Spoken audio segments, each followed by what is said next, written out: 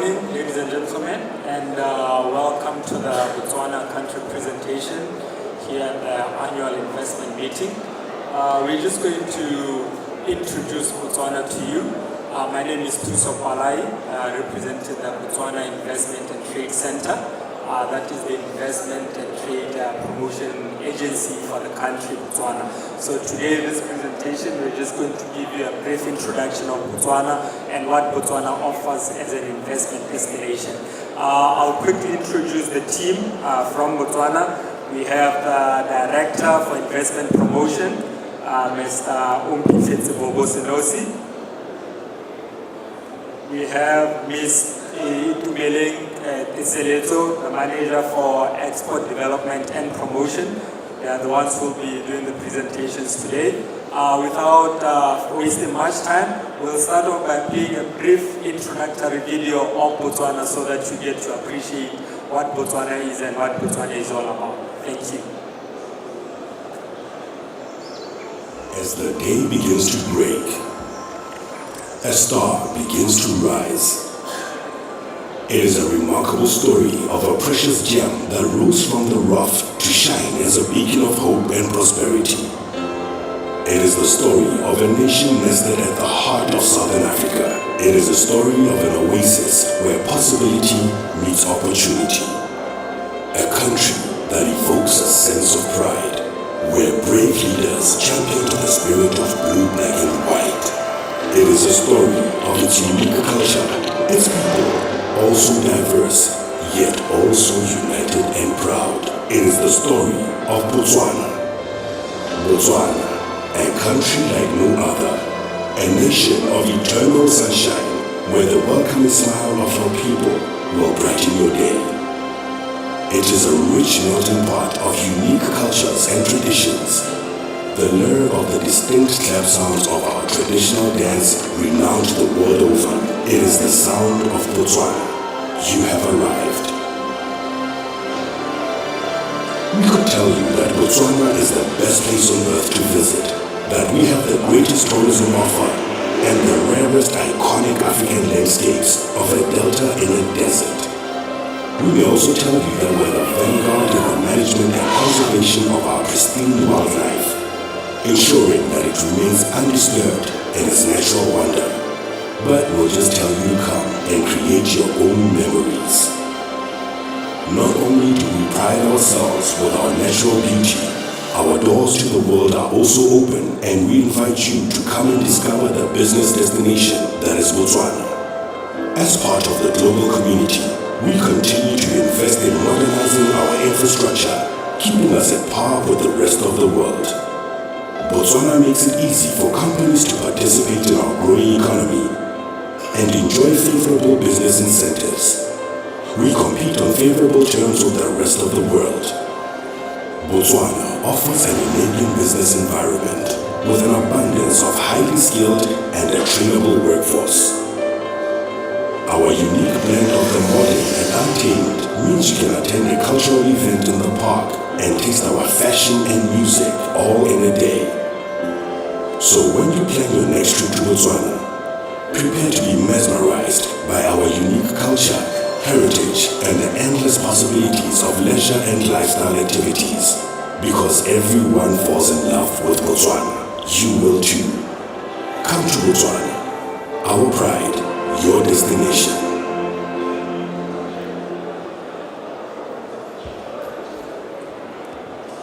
Thank you. We'll go straight through to the presentation. The presentation is titled Doing Business in Botswana. Mr. Selosi.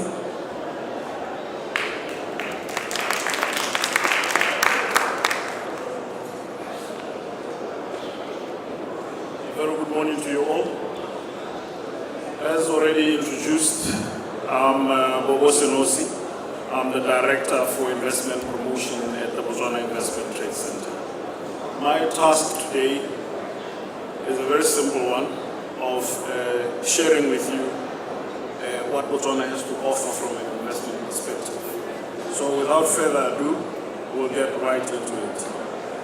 So the scope of the presentation will cover a bit of facts and figures about the Botswana economy, some of the bilateral or multilateral trade agreements you'll be a beneficiary of if you choose Botswana as a base. Some of the investment opportunities on offer in Botswana, why one should invest in Botswana, as well as the full suite of services which you can benefit from as an investor from the Botswana Investment Trade Center. In terms of population, we are a very small market of about 2.2 million people.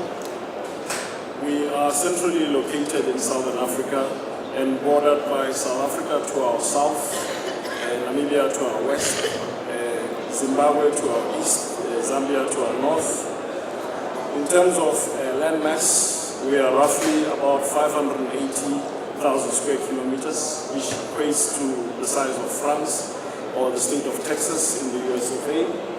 GDP per capita is about $17 billion US, whereas GDP, which is the total output of the country, is about $17 billion US. GDP per capita, which ranks us in the top 4 or 5 in Africa, is about $7.5 thousand US. So basically it attests to the prevalence of purchasing power despite the small population base. In terms of the exports and imports, we have a positive balance of payments. We export more than we import. Some of our key exports are your diamond revenue, your soda ash, your wiring harnesses, whereas key imports would include things like food items, leather products, textiles, fuel products, and so on. In a nutshell, we have a very narrow manufacturing base as Botswana because 80% of what we consume is imported from out of Botswana. We, like I said, are centrally located in Southern Africa, and we prefer to be called land-linked as opposed to landlocked. Land-linked because we have a very sound road network infrastructure which links us to neighboring countries in the region. We have a rail link which connects us from South Africa into Zimbabwe and links us with the rest of SADC.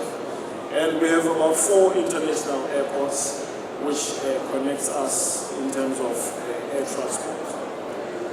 In terms of the preferential market access agreements which one can benefit from by investing in Botswana, we are members of SACU, which is the Southern Africa Customs Union. It includes Botswana, South Africa, Namibia, Lesotho, Swaziland. So you have access to a population of about 60 million people. It's the oldest customs union in the world. It started in 1910. So if you import a product from out of any of these countries, it will attract a common external tariff once, and it will move freely in between the member countries. So the importance of this slide is to indicate to you that despite the small population of about 2.2 million, you will have preferential market access to all those markets as outlined there. A lesser form of integration, we are members of SADC, so you can export at preferential rates to about 15 SADC countries, giving you market access to about 300 million people. Through the SACU Mercosur, you can export to Southern Africa countries. SACU EFTA, you can export to EFTA countries of Norway, Liechtenstein, from Botswana. SACU EU, you can export from Botswana to the EU market. We are also a beneficiary of the Africa Growth and Opportunities Act, so you can export about 6,000 product lines from Botswana to the US under AGOA. We recently also entered into the Africa Free Trade Agreement, so you can use Botswana as a launch pad and produce and traject into about all the countries basically, because more or less all of them are sending day in and day out as part of the Africa Free Trade Agreement. Why should one consider investing in Botswana? top left there, we have been consistently adjudged the least corrupt country in Africa for the past 20 years. We are not saying corruption is not there, but there are checks and balances to address it if it rears its ugly head in Botswana. I'm reliably informed only this year are we the second least corrupt country on the African continent. We've just recently been surpassed by Seychelles. So for the past 20 years, we've been the least corrupt country on the African continent. We have a very stable democracy. We've had peaceful elections every 5 years from 1966 to date. Coupled with political stability, we also have macroeconomic stability in Botswana because our policies do not radically change overnight. In fact, what I can assure you is that these policies have been consistent for the past 2 decades or 3 decades. We do not have any foreign exchange controls, so you can repatriate your profits, your dividends as you wish from Botswana without seeking any government authorization. Inflation is contained between the 3 to 6% target range, and it has been averaging 3% for the past 5 years. And then most importantly, we don't have any restrictions on foreign ownership. So a business can be 100% foreign owned in Botswana. However, we can only encourage because the law does not compel you to go into joint venture partnerships with our citizens because it's imperative that they too are involved in the mainstream of the economy. We have a high literacy rate of 82%, so it's easy to upskill and train our workforce.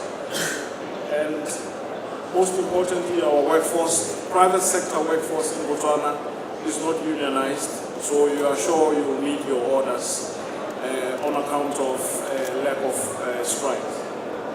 There's due process of law. Our judiciary works. Our judiciary is independent from other arms of government. That is your legislator and your executive. So you are assured that if you have a matter which needs to be heard before the courts of law, that matter will be heard timelessly and it will be entertained objectively. And then we also have very good credit ratings, which attests or prove that one can easily capital raise from Botswana. There are other seals of approval which we've been labeled. For instance, Fraser Institute in Canada ranked us the #1 location for attracting mining-related investments because our laws with respect to mining are clear, our laws are consistent with one another. Your Mining Act speaks very well or communicates very well with the Environmental Act and the Labour Act and so on and so forth.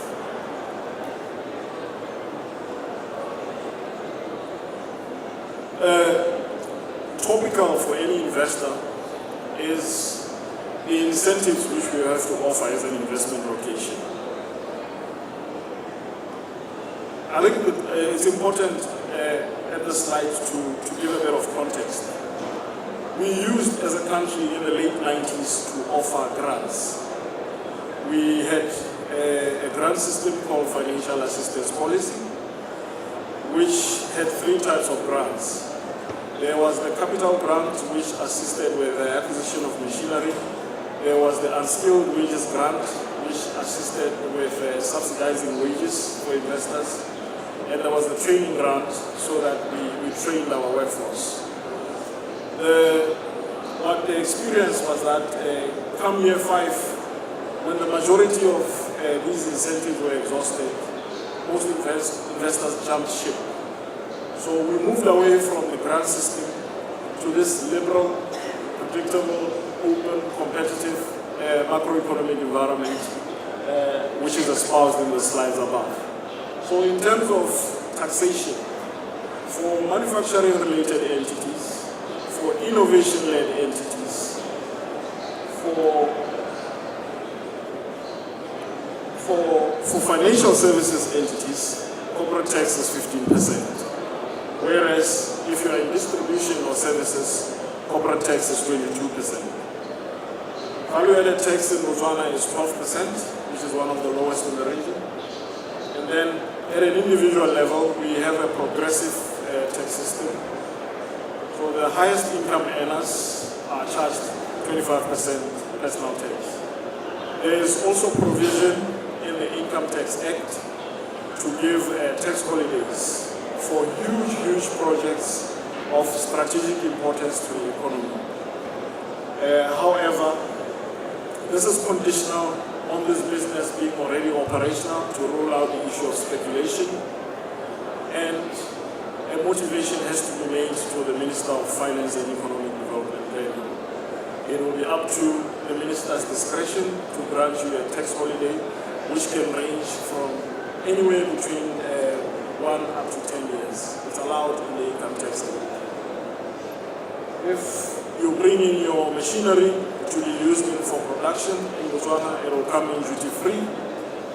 If you bring in your raw materials, which are not readily available in the SAPU market, it will also come in duty-free.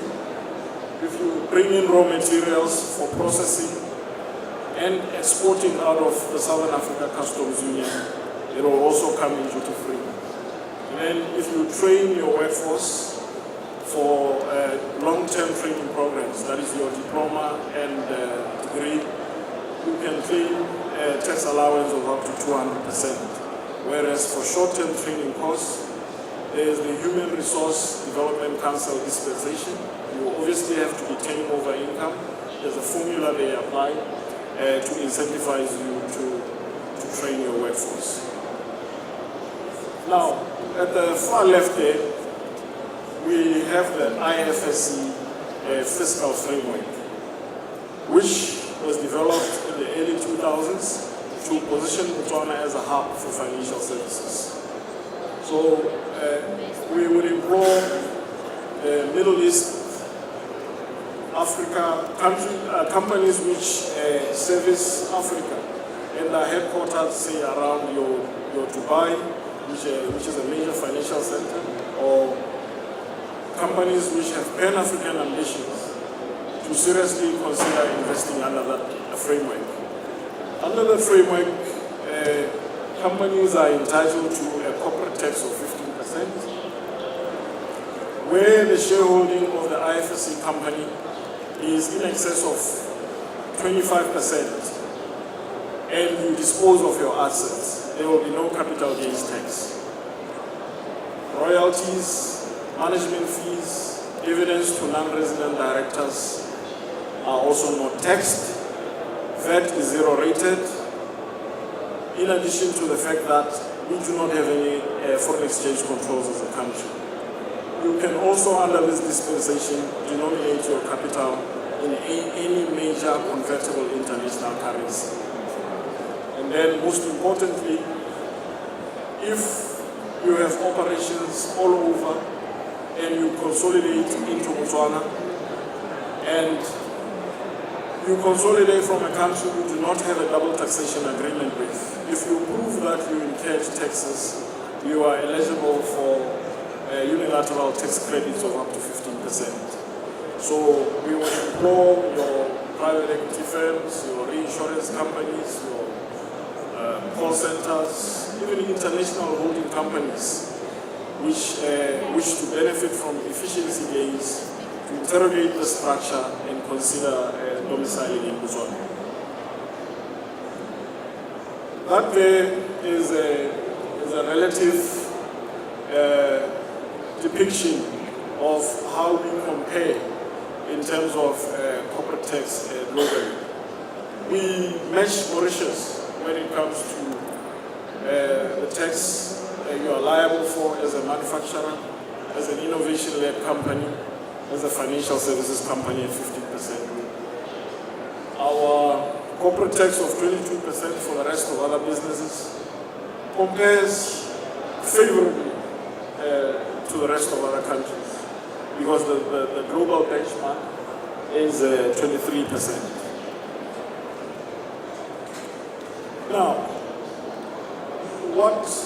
where do the opportunities lie in Botswana. As a government, as an investment promotion agency, we promote investment in sectors which are aligned to our long-term vision document, which is Vision 2036. That there are some of those sectors which are back in a bit. With respect to agriculture, we are only self-sufficient in terms of chicken and beef. So at a primary level, a lot of opportunities are available for one to come and assist with production in terms of your mutton production, horticulture production, sheep production, even ostrich farming. There was an outbreak of avian flu in some of our regional countries, but we did not have an outbreak of avian flu, which means we are at an advantage when it comes to things like ostrich farming. We have a huge cattle population. In fact, we slaughter about 300,000 cattle yearly. So there are opportunities for setting up tanneries and later on downstreaming in the leather sector.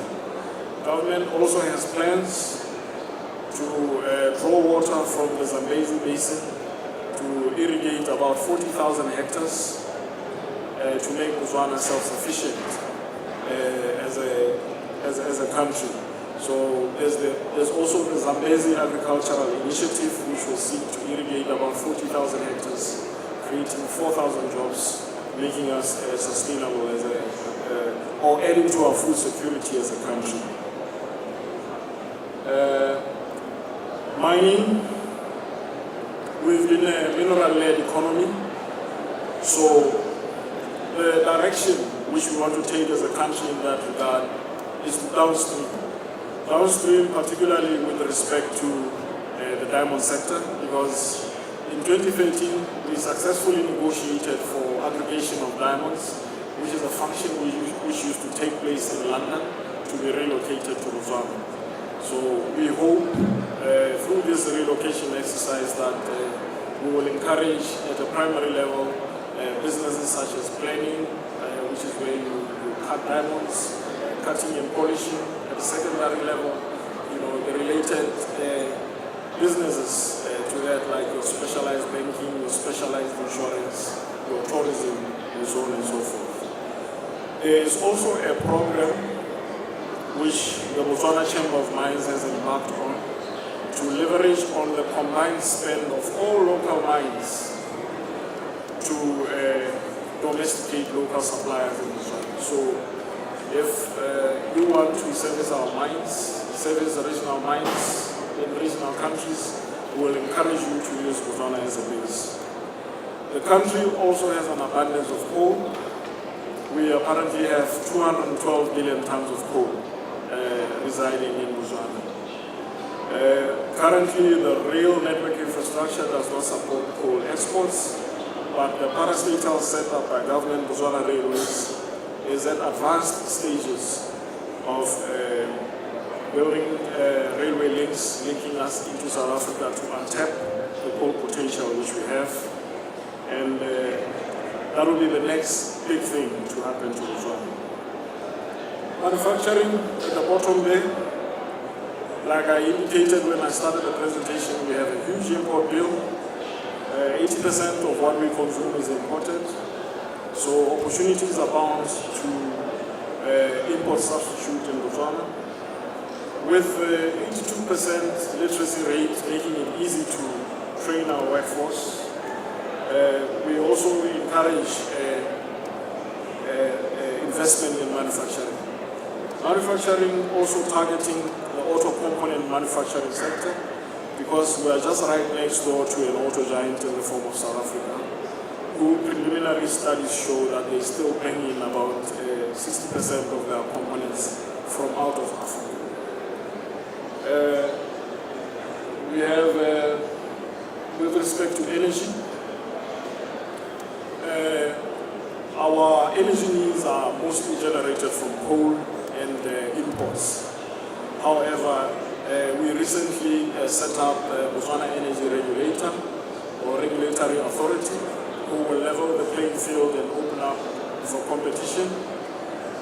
In fact, we are connecting rural villages through mini off-grid solutions, which are not economical to connect using maize electricity.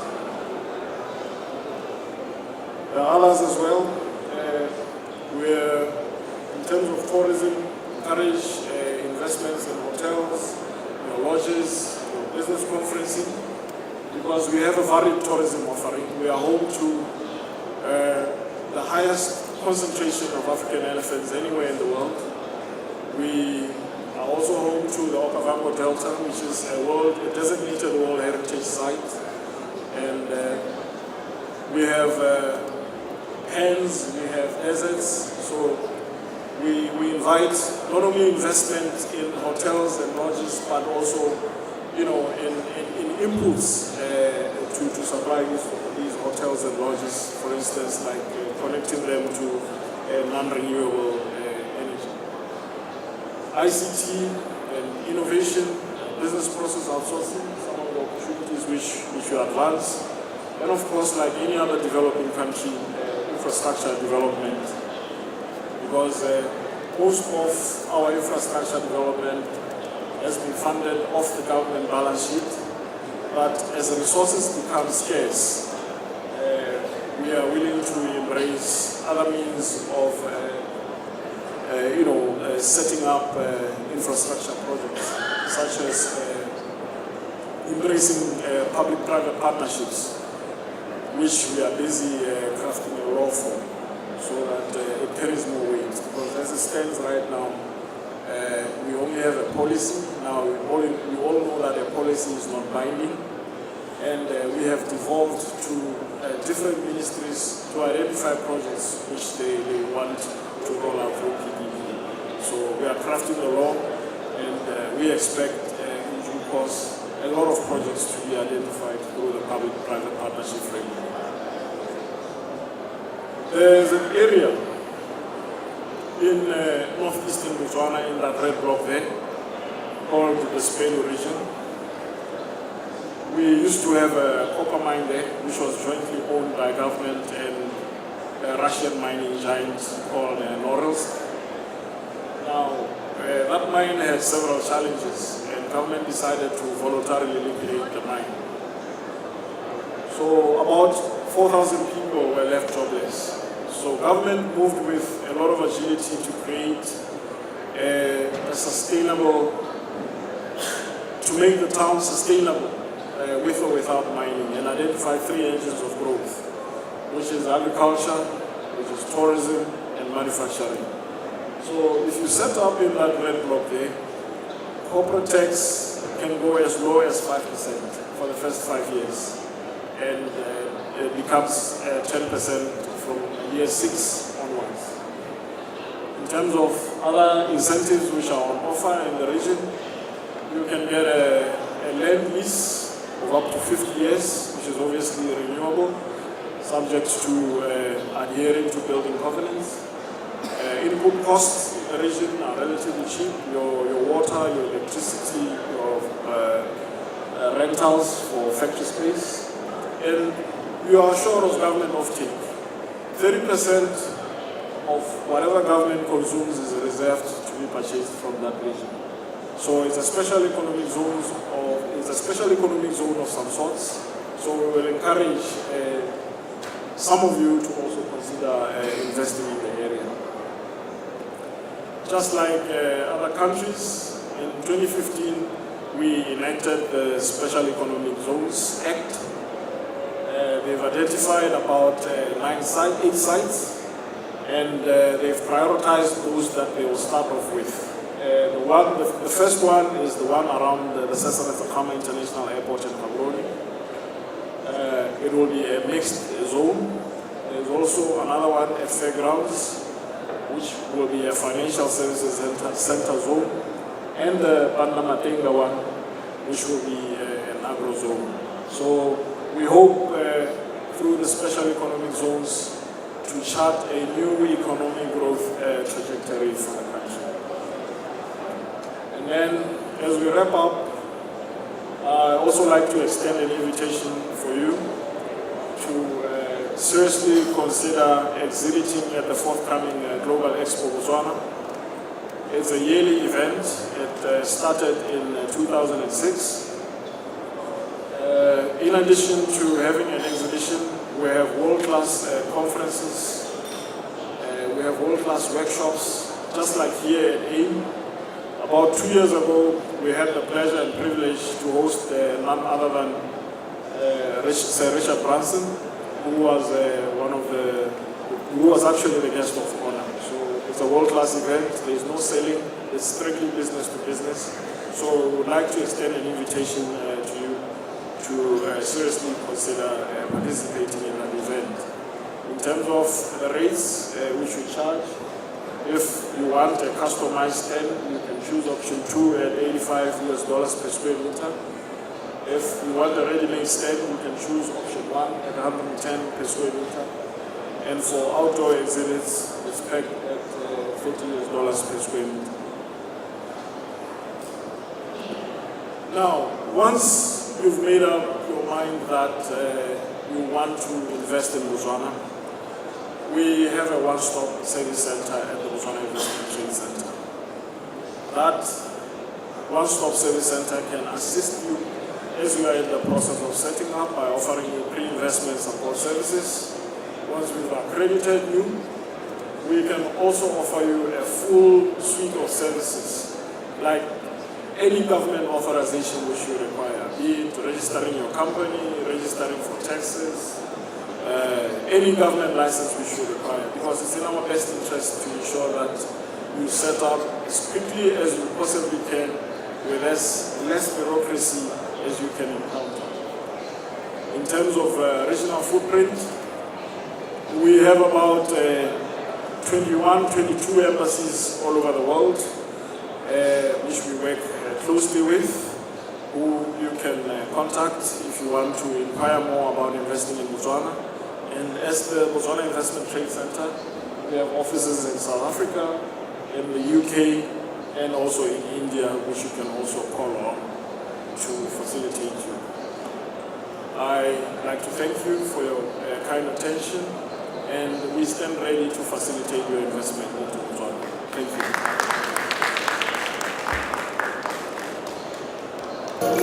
Resource-rich, strategically located in the heart of Southern Africa, developed infrastructure, business-friendly legislation, efficient and skilled workforce, competitive operating costs, and attractive investment incentives. Access to a market of over 250 million consumers. Botswana is your ultimate investment destination. Allow us to welcome you with Dumela. Come and invest in Botswana. Our pride, your destination. Thank you very much, Mr. Senosi, for that elaborate presentation. I guess now it's our time to interact. So if you have any questions, if you have anything that you need clarified, this is an opportunity for you to ask that burning question. We have a roving mic there, so by show of hand, if you have anything that you need cleared up, we are ready to take your questions. Yes, there's a question right at the back there. Thanks, Speaker. I'm originally from Congo, and I'm a resident of Dubai. I had an opportunity to have people asking me about meat. They want to supply meat in Africa in general. And I tried to search information. It seems that a lot of African countries have been banned in Dubai to bring meat. So my question is, what is your relationship regarding the ban of meat to come to Dubai, regarding in particular Botswana? Because when I went to do my research, I found that you guys can supply a lot of meat. But can you respond to me the relationship of UAE with Botswana regarding the ban? Is there any ban or not? If there is one, can you work to lift it out because there's a big opportunity for supplying meat in UAE. Thank you very much for the question, sir. If we have any other question, there's another hand. We'll take probably 3, and then we can ask Mr. Solosi to respond to the questions. Another question? Thank you. Mr. Speaker, I just want to find out about diamonds. Are we allowed to buy uncut diamonds for exports, or must they be cut and polished? And what are the taxes, if any? Thank you. If we can have another one right on the far left there, and then we can ask Mr. Solosi to respond to those, and then we'll have another round of questions. Good morning. My name is Linda. I'm from Nigeria. I work with Business Newspaper. We would like to find out what your technology plan will be for Botswana in the next 5 years. What are you guys looking at? Are you thinking of setting hubs to help the young guys who are into technology? And how do you hope to achieve the plan? Thank you. If we may ask Mr. Solosi to respond to those 3. I've seen 1 or 2 other hands. We'll take another round of questions. Mr. Solosi. Thank you, Director of Ceremonies. With regards to beef, we have a parastatal in Botswana called the Botswana Meat Commission.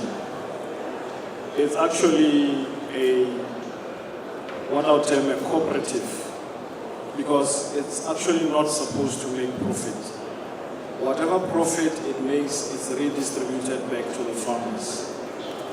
Now, this entity is the one which currently enjoys a monopoly when it comes to the export of beef out of Botswana. If you export unprocessed beef out of Botswana, the act is very clear. They are the only entity who are allowed to do that. Now, their focus has been on the EU market, because the prices we get for selling our beef in the EU markets are quite lucrative. However, they are waking up to the fact that there are other markets which are growing, like China, like UAE. In fact, last year we had a mission to the UAE, which was led by our president.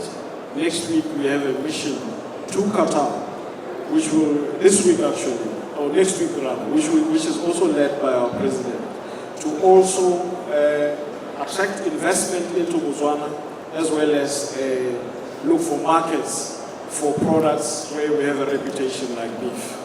So obviously, for you to end up exporting a product such as that, you will have to have the necessary agreements in place in the form of meat protocols. So that once we've established the market, the next step will be to ensure that the meat protocols are in place, and that will enable us to export to the Middle East, which is a growing market. So we are alive to the fact that there's huge potential to tap onto into that regard. Regarding diamonds, the bulk of our diamonds used to be sold through a joint venture agreement which the Botswana government has with DBS. The company is called Botswana. Now, as at around 2010, we were getting a lot of inquiries from your Chinas, your Indias of this world, who were interested in accessing our RAF. Because I'm sure you are all aware, we are the #1 producers of gem diamonds by value anywhere in the world. Russia only beats us in terms of quantity, but when it comes to value, we are the #1 producers of gem diamonds anywhere in the world. So to create access to Botswana RAF, government set up a special purpose vehicle called Okavango Diamond Trading Company. Okavango Diamond Trading Company auction rough diamonds every 2 months to the tune of 40 million. And that auction occurs online, can even occur online. So from the comfort of your office, from the comfort of your home, from the comfort of your country, you can also access Botswana RAF. And we can, after this presentation, give you more information as to the URL address for this entity which we are talking about. There's also the Botswana Diamond Trading Company, which also has sites. This is where they auction off diamonds 10 times in a year, but primarily to cutting and polishing entities. So you can come through as a cutting and polishing entity, or you can come in just as a buyer and buy through the Okavango Diamond Trading window. I didn't quite get the question on technology, but just like any other country, we do not want to be left behind the fourth industrial revolution. In fact, the new administration of President Masisi is very clear. He wants to see the country going or attracting investment in knowledge-led businesses, which is obviously primarily in things like ICT. We have a lot of graduates who are disciplined in IT, educated in IT, who are currently unemployed. We are at advanced stages as the Botswana Investment Trade Center to advocate for incentives so that they are gainfully employed in things like contact centers.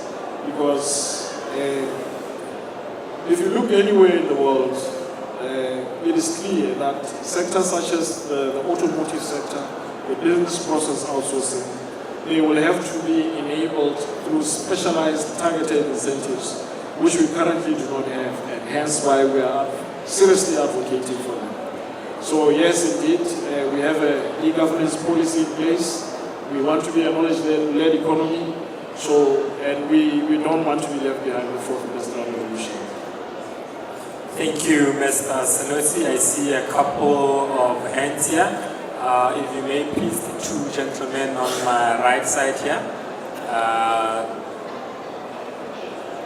Thank you. Thank you very much. My name is Sekiti Porra. I work for the Lesotho National Development Corporation in the investment and trade promotion area. I have two questions for you, sir. One relates to the special economic zone. My specific question there is in line with your earlier comment about been funding your infrastructure off the balance sheet of government for Botswana. Do you have any specific funding model that you are trying around in terms of funding your SCZ? Would you be allowing for a master developer arrangement with own funding? Or exactly how are you going to be funding your SCZs in that particular area? The second question relates to your tourism. I see tourism as another area that also deserves a specific attention because it requires a lot of infrastructure investment as well. Are there any specific incentives geared towards promoting tourism in Botswana? Thank you very much. Thank you for the two questions. There's the other gentleman right here.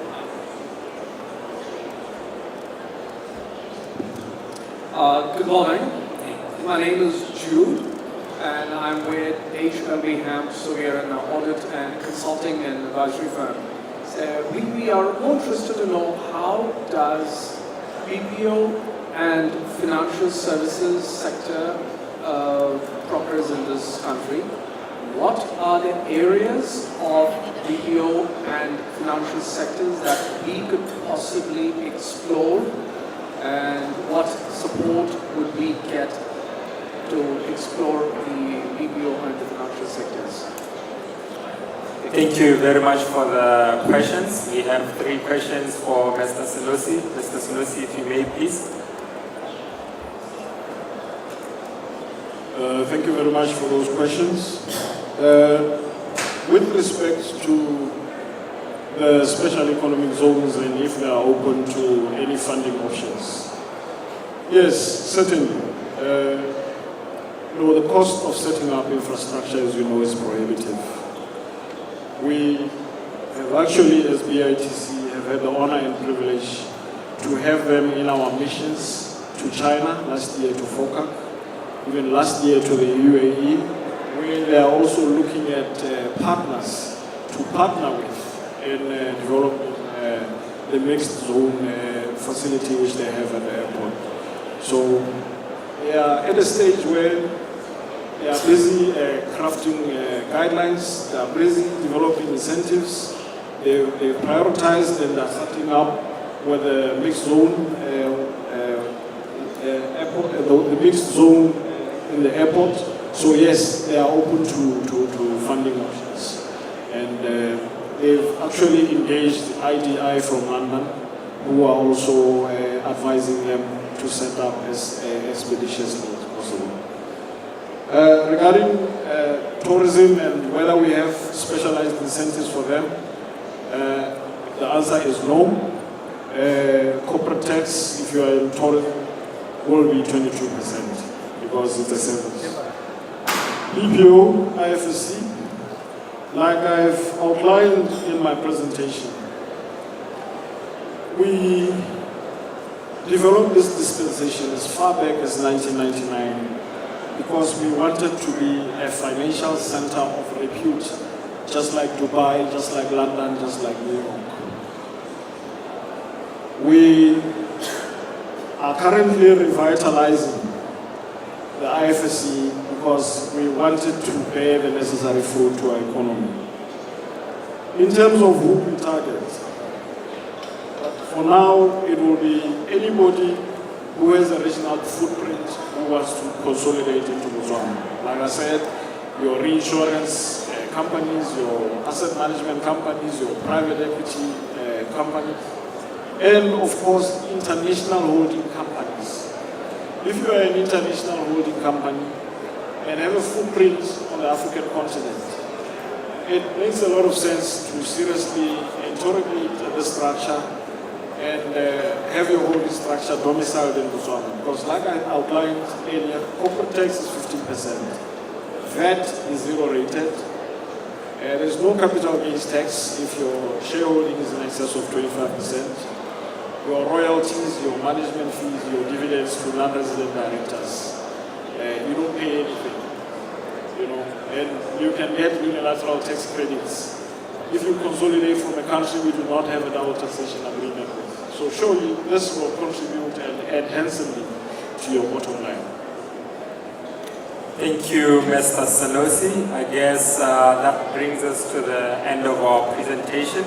I will ask Mayor Tiselito to say a few words and then come and thank you for coming through to the presentation. And then we can always network. Our pavilion is right outside this room. When you go outside the entrance, it's just to your right. So if you need any more clarity on anything, you can come through to our stand. It's right outside. So I will ask Mayor Tiselito to just thank all of you for coming through to this presentation.